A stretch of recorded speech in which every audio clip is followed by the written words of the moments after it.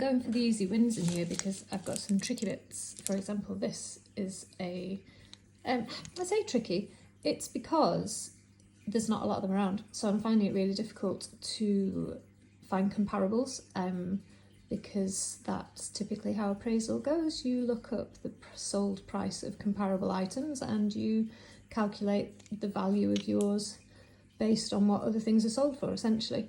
And there's just, well, there just aren't very many of these out there. So I am almost certainly going to end up just listing it on my website once I've done a bit of research. Same with this, although I don't think this is of great value, it's just with its chain it's a bit trickier to work out. So I'm going to come back to those. I can start here. This is jade. This is Chinese jade set in silver, and it will have been made for the export market round about the 1920s. It's stamped sterling and it's also got the initials WL on it, which is possibly the manufacturer. I'll need to look that up. 150. They're not cheap. These are not cheap. They're very nice things. Oh, this was easy. Someone was asking me about the silver chain that I was untangling it, and I assume you mean the sun, and it's cool. It's got a nice link. Not that you can see that because it's too sunny. I've got such a big window and it's so bright, and that's just lovely, but does make it a little bit challenging to film sometimes. 20 quid. Nice silver chain.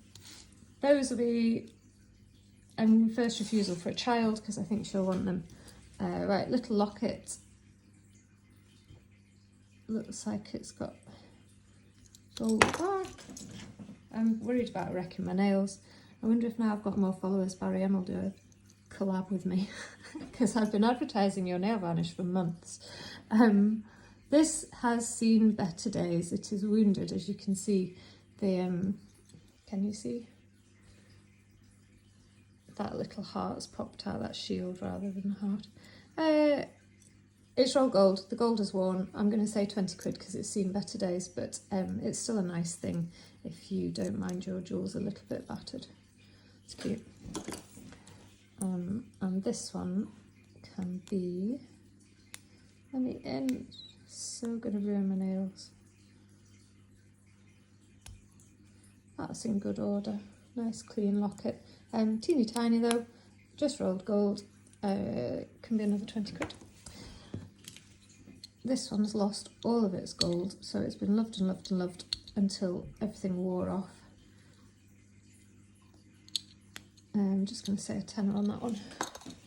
And the little silver one. Look, I have wrecked my nail. It won't dry properly. I'm so impatient. It only takes about 2 minutes. We have a silver chain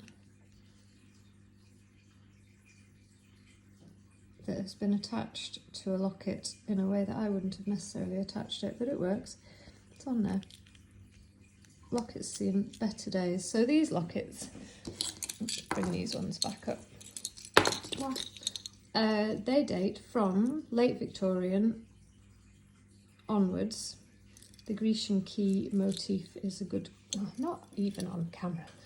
Grecian key motif on here is, you know, these are all design features from that period. Same with the shields and the flourishes and the floral patterns. That one's actually hallmarked.